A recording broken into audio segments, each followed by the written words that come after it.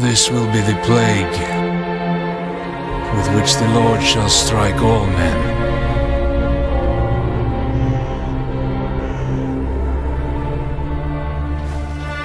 We are all that's left of a city beyond redemption, fulfilling our sacred duty to free the souls of the damned. Good to go up here! Mindset. That should hold. Father, forgive us. We shed this blood in the name of mercy.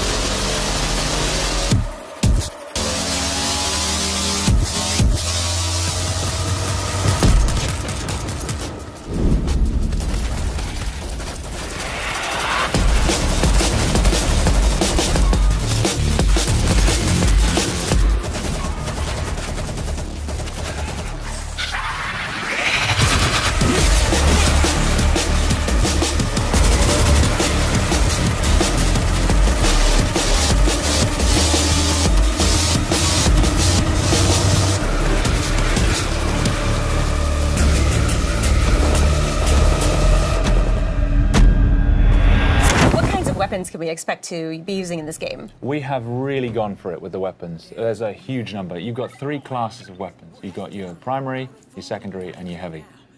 Primary weapons, we've got something for everybody. We've got assault rifles, we've got shotguns, we've got sawn-off shotguns, we've got crossbows with exploding tips, no less.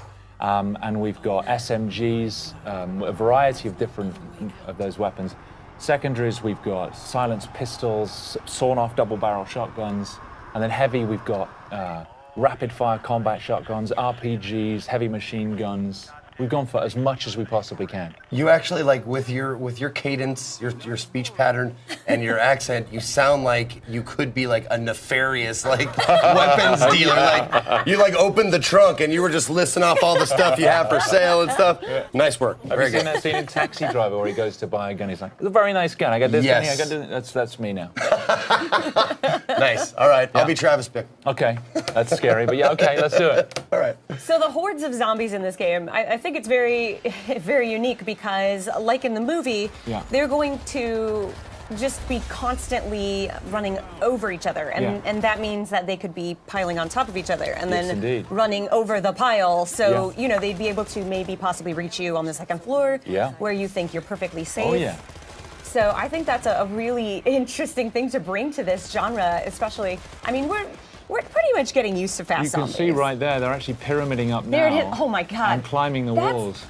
To me, that is terrifying. If I was playing this game, I don't know. Well, it's great because the guys have put such an enormous amount of work into the physics system that governs those zombies and how they move. And so you're never safe anywhere. There's nowhere to hide. They will climb the walls, they'll climb over buildings. And actually, when we were designing the zombies, we put a lot of thought into the psychology of the zombie. Because, of course, they have no fear. They're not like another enemy where you can break their morale. They're not afraid of their own, they're not afraid of injuring themselves. So if they see you, they will throw themselves from the rooftops. They will climb through burning cars. They'll do anything to get to you, and they won't stop. No, that's one of the awesome things that we're talking about before we got on stage here was the zombie AI and how they work and stuff like that. And I've always liked the idea better of an intelligent or a more like a hunter zombie. Also, can we call them Zeeks?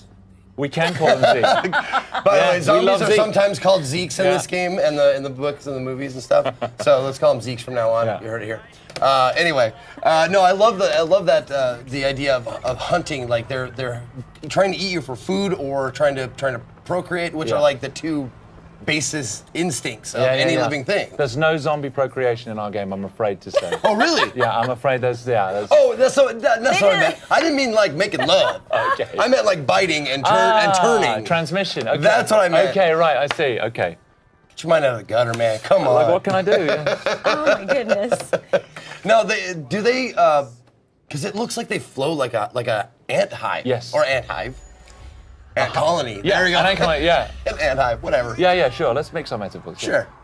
But yeah, it looks like they like work like Yes, that. Like they do. they swarm. They're not just 500 kind of independent individuals. They respond as a swarm, and so they will move and flow, not just with. When they see you, they'll move towards you the best way they can. But if there's a wall in the way, they'll pyramid up and try and get over the top of each other and over the edge. But also, a lot of them, if you shoot them and they collapse in front of you, the ones behind will just trample over the top of them. Just to get to you. Exactly, just to get to you. And I can tell you, when you're standing there and the only thing you've got is you've run out of primary ammo and you've just got your silenced pistol and you've got 300 zombies coming towards you, it's pretty damn scary. Yeah. Well, that's going to be me, obviously, because I've never been very accurate. I've always been a spray and pray kind of guy. Yeah. But thankfully, you said there's a myriad of weapon choices, so yes. I can be the heavy guy. Yes, you can. Like, yeah. not just the heavy guy, but there's we've got character development, so you've got progression. As you build up experience, you can develop your character. You specialize in a class. You have a skill tree. You've got weapon progression as well, so you're customizing your weapons and building up on that. So there's just so much room for growth in the game. Can you tell us more about the characters? Are these player created or are these specific characters that you've written? Yeah, so we've written these characters. We've put a lot of thought into their backstories. What I like so much about the book is there's a lot of normal people who survived in the war because of characteristics they already had. We've gone down the same route. So in the New York episode that we're demoing, you've got Arnetta Larkin, who she's a woman. She's doing cable rigging for a power company. And she's just trying to get home to her kids to see if they're still alive.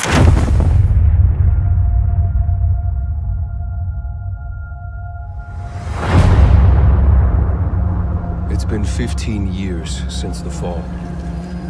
The city is a corpse, and we are the worms. We burrow in it, fighting for every useful piece of land to preserve ourselves from the terrors of the night and the horrors of the day. I know not who can hear my voice. I shall therefore speak a word unto hear.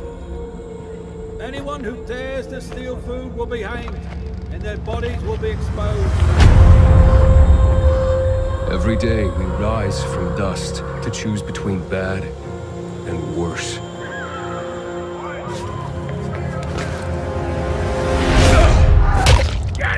You're dead now!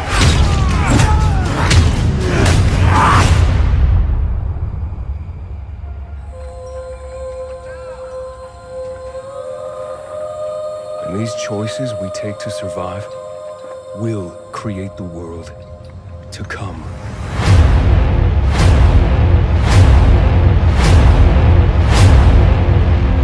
You know the drill. Get to the nearest safe house and wait until dawn. Good night. And good luck.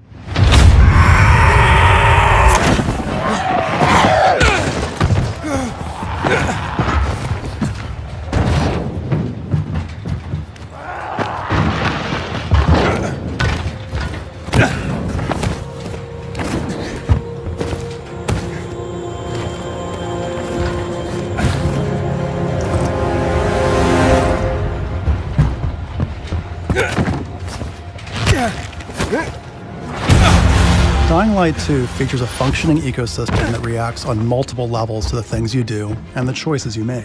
In the example we're about to show you, our protagonist undertakes a mission for the Peacekeepers, one of the many factions active in the city. They want you to negotiate with two survivors who are controlling and hoarding a water supply. Are you going to insult us with another final offer? Let's say you choose to carry out the Peacekeepers' orders, one way or another. Stay back! After this, you'll start seeing a significant change in the city, as access to the water supply has allowed the Peacekeepers to bring stability and develop the area. There's even running water for the people at street level. and that raises their morale and allows you to replenish your energy on the go.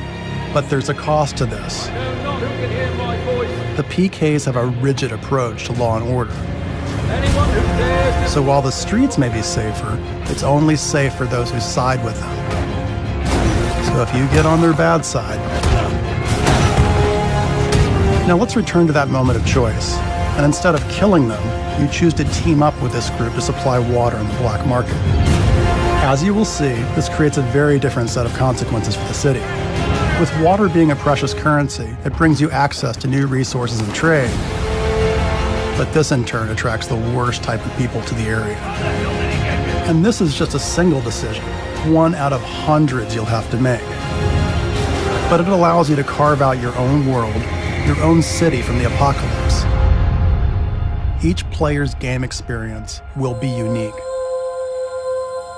And by the way, this is just what happens in the day. At night, well, things tend to get a lot darker.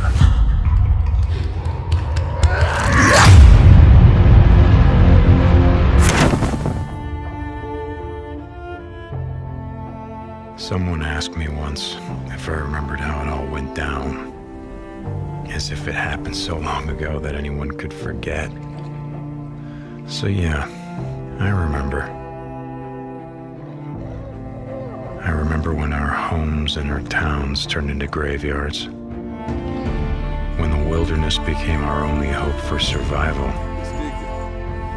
I remember when the planes fell out of the skies, when the trains stopped running, when the turbines shut down, and the world went dark. I remember when they put up the razor wire, like it was gonna stop anything. When the feds ran out of body bags. Dig deep, rope. And some of us sort of lost our minds. I think it's dead. Some lost more than that. Much more.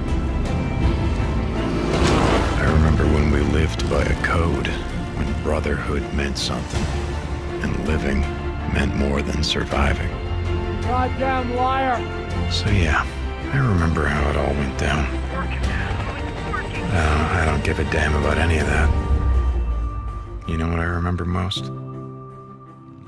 Riding the open road. The smell of your hair. The touch of your skin. I remember you. But those days are gone. Now I'm a drifter, a bounty hunter, a mercenary. And for me, the broken road is all that's left. But I'll always remember. John, like, what was the inspiration behind this character? Well, a few things. He's broken. So you saw from a couple of trailers that we've released that he's lost someone and it's scarred him in a way. And it's like Jeff would like to say, everybody loses people, in these kinds of end of the world scenarios. So what's particular about Deacon though is that he was an ex-member of an outlaw motorcycle club. And therefore, he has a love of the open road. He has a love of motorcycles. Yeah. There's a sense of brotherhood, and you can see that here in these scenes with him and his best friend, Boozer. And so it was that combination that really sort of drew us to this particular character. Right, we're going to continue to learn about him as you're playing the game, correct? About him and his backstory and why he is the way he is. I mean, the bike is very important, right, as well? Yeah, we almost consider the bike to be another character. Yeah. Because you only get one, and you're constantly upgrading it. You're constantly trying to repair it. You need to keep it refueled, and if you lose it, you got to go find it, and you can't whistle for a new one. So you can't whistle, right? Like a horse. Yeah, the refueling mechanic is a huge game design choice. I really, really like that. Can you talk more about how important it's going to be to be able to find fuel?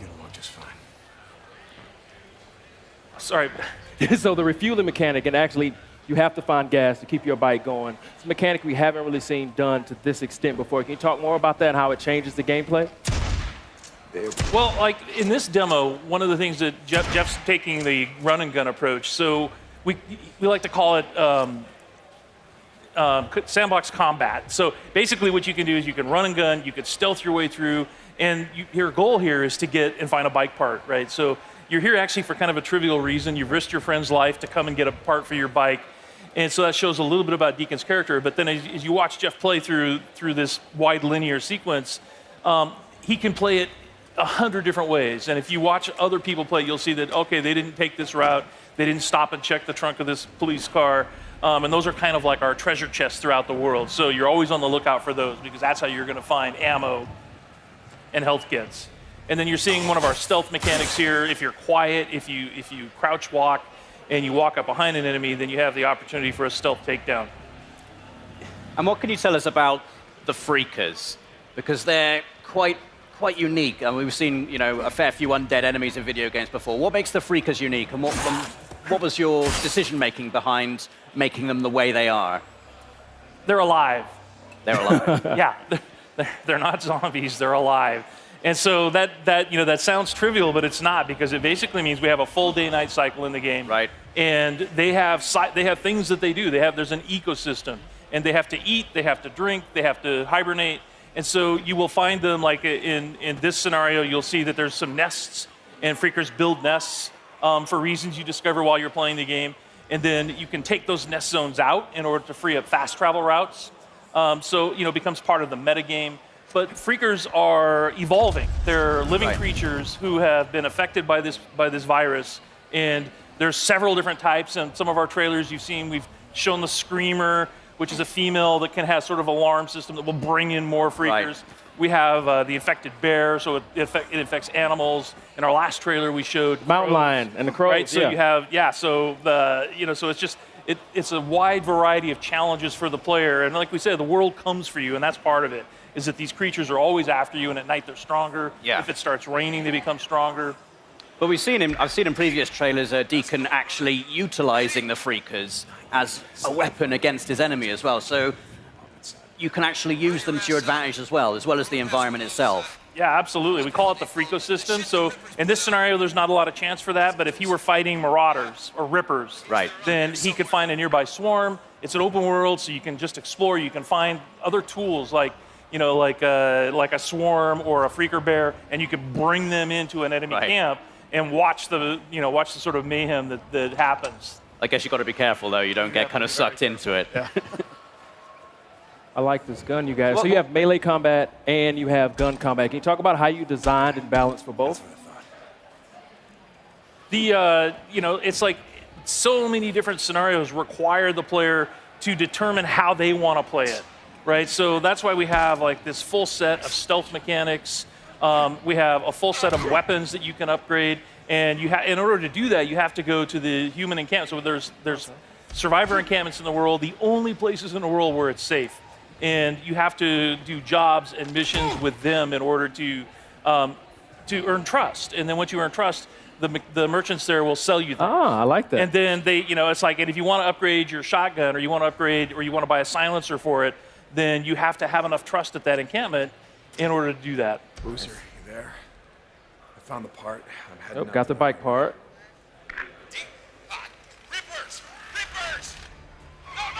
Resident Evil 2 here, got quite a crowd here at the PlayStation E3 booth. So here you can see, again, Resident Evil 2 is very near and dear to tons of people's hearts.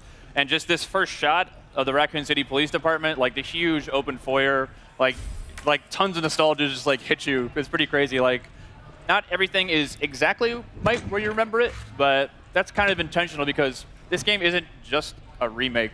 It's a whole new game that we're building off of the foundation that the original game had built. So there's going to be a lot of familiar stuff, but there's going to be a lot of new stuff as well. So. That's how you got to do it, yeah. right? I mean, it's been close to 20 years, hasn't it? Yep. This game alone, 20 years. Wow. Does it make you feel old, Sid? I feel old when I know. that. That makes me feel a little old. David, Marvin, you there? I found a way out. It's in here. So did you actually go back and re-watch the original and then frame by frame decide what you wanted to keep in and what you wanted to update? Definitely, yeah. Some of them were are pretty faithful to the originals, but something like this back in the day on PlayStation, it was the graphic power it's not quite the level of PS4 or PS4 Pro just yet. A lot of the movements, characters jumping around, fully voiced stuff It's a little bit more crude, but definitely classic. But some stuff is new, but some of the originals are there as well. So a big change here is the fact that we're really playing the game. We're Leon Kennedy. And when I think of Leon Kennedy, I think of Resident Evil 2, but I also think of Resident Evil 4. Yes. And you guys have opted for more of a Resident Evil 4 approach to the controls. So tell me a little bit about that. Definitely. So the over-the-shoulder thing, we know it's the original game with the fixed camera in the corner. That's very, again, near and dear to people's hearts. But with the over-the-shoulder camera, we're building a new game. This isn't a remake of the original. It is a full new game that we really want to push. And the idea of having over-the-shoulder, the pinpoint accuracy of really trying to take down zombies, it felt better for this experience. So that's where we went through. So. But the big difference is the is less shooter elements compared to the Resident Evil 4. This is more, like a Metroidvania style, survival horror, classic gameplay. So we actually try to keep the original, gameplay feel from the original. So that's kind of what we were trying to do in this new Resident Evil 2 as well. The lighting feels very similar too. Yes. Yep. Yeah, definitely one other thing is so to make it people always see the over-the-shoulder first person, think of just you're going to be running up the walls and doing backflips and things like that. It is definitely not like that at all. The zombies in this game are tough, and not just if you see one or two or three, I got to look out. If you see one in a hallway and you can't get by them, you have to you fear for your life type thing because you're probably going to die. So you really got to be careful with your ammo. And to confirm, these are zombies a la Resident Evil 2, not Las Plagas. So these are your T-virus zombies. Right. Just had to settle that one. So Leon here is trying to save one of the fellow RPD officers. It's not looking good, unfortunately. So. Oh, that didn't go very well. Now, we know there's going to be some familiar faces in this as well, and some characters that we've seen in other games. We saw that in the showcase asset just last night. But tell me a little bit about the approach to that. Definitely. So we've got, of course, not only do we have Leon has his own campaign, we also wanted to bring back Claire Redfield. So she's not playable in this demo, but she, as well, is going to get her full playable campaign, too. Awesome. So, the rest of the characters are kind of, we haven't really confirmed too much yet, so I advise you to go back and watch the trailer. You can kind of make some good guesses, I think, based on those, but we'll leave it to your imagination. Awesome. This is cool here. This is super tense. So we're getting into here. So every time a zombie bites you, you really feel like you get that over-the-shoulder perspective really helps because you get to see the zombies. You really feel them kind of bite into your neck just like that. Yeah. It kind of disorients you too when you get that, so you're spun around. It creates sort of a real sense of oh crap, what's going on? A zombie's actually attacking me. And this is all running in the engine of Resident Evil 7, right? It is. This is actually the RE engine. So the same game that powered RE7 is actually going to be running this game too as well. H, are you okay? You going to do this? Yeah. It's very terrible. So again, they are no joke. You get bit once or twice, and it's almost done. So. Oh, really? Okay. Yeah. Look at this, restroom. We added the restroom. Yeah, so that was one thing that was really in the PS1 game. It was one of those ones. It's limitations back in the day, but there were actually no restrooms in the original PlayStation. Right. That's a good point, actually. Right? So in this demo, we wanted to make sure that we have a fully functioning bathroom. We put a little treat inside there for you, a first aid spray. That's a backup box. Right. If I've ever heard of one. I noticed you just picked up some first aid spray before. A lot of what I love about survival horror games is the limited supplies. You really have to think things through. Is that an element that you guys are working with? Yeah, those are sort of the emergency last minute things. But again, it is really survival horror to its fullest. You're going to need to conserve those. As you can see in his inventory there, he only had a handful of bullets. So if you run out of bullets, there's no we did add certain things if you find a la RE7 some gunpowder and some other resources, you can make more. But if you're out, you're pretty much going to be out. So really wanted to drive home the survival aspect of this game. Is there a knife? Is that included? There is. So a little bit later, if we get far enough, we will show you the knife. It functions a way similar to when we did the original Resident Evil 1 remake. So instead of just being something that you use and you can slash it to keep guys at bay, but these guys are ironclad, and that's generally probably not the best idea. Yeah. If you do get grappled, you get the chance to use it as sort of an emergency weapon to get rid of that zombie and get them off you. Cool. But if it's still, it does have a little bit of durability as well. So if it's still durable enough, you can actually pick the knife off the zombies that you just killed, get a little bit more out of it too. So interesting. What other sort of mechanical tweaks and changes are you guys implementing here that longtime fans might notice? Definitely. Kana-san, you want to take this one? Well, yes, the gameplay mechanics. So since we actually feature now, over the shoulder camera view.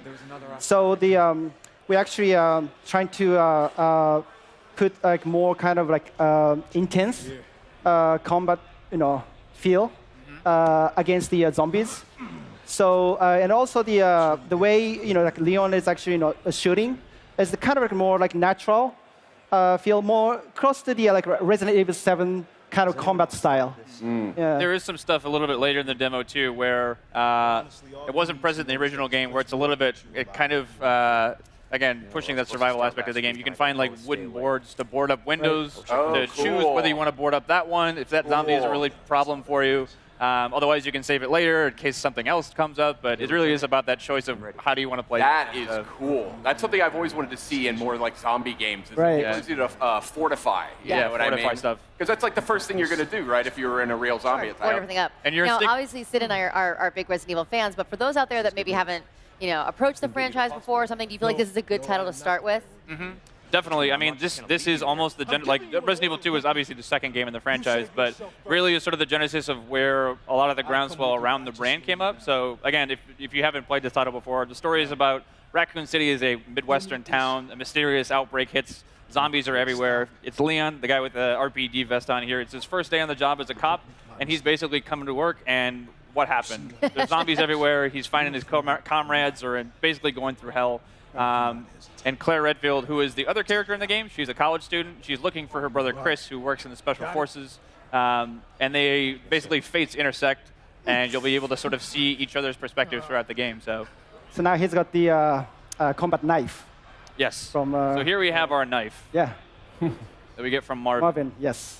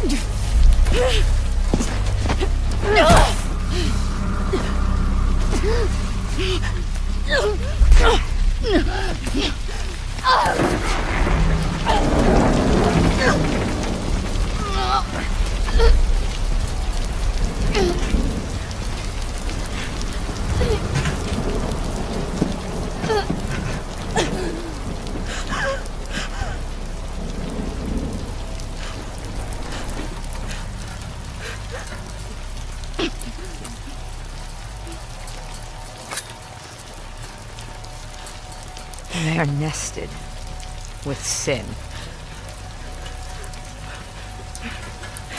Free them, that they may know my...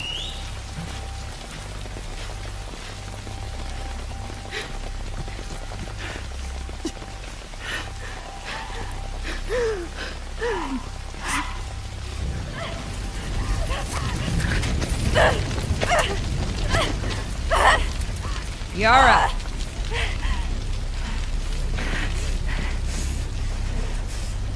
Where is the other apostate?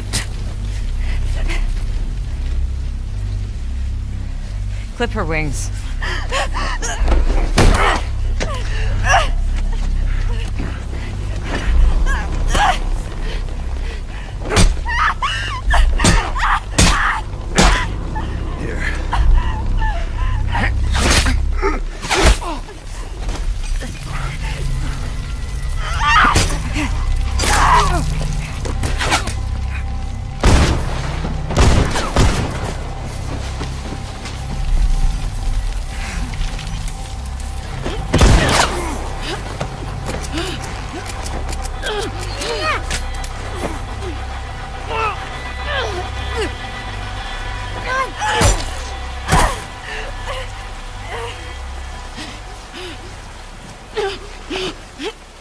Yara.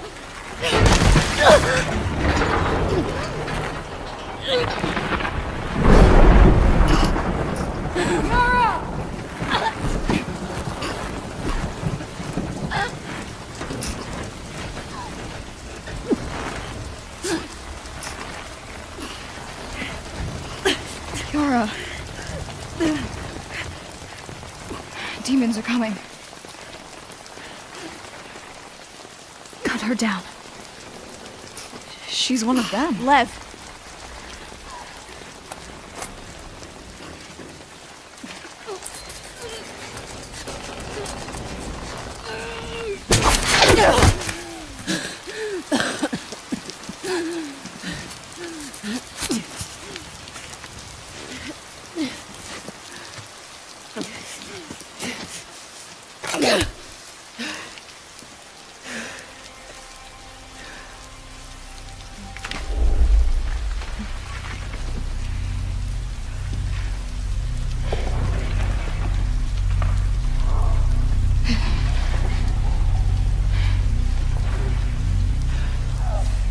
Watch your backs.